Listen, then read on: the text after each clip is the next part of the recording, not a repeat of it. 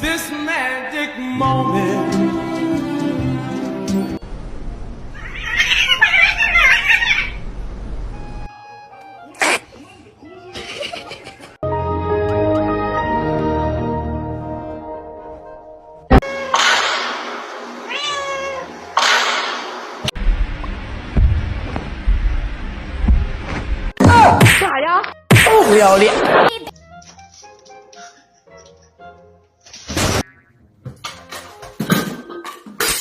Making sure that the world is well known that it is her and her alone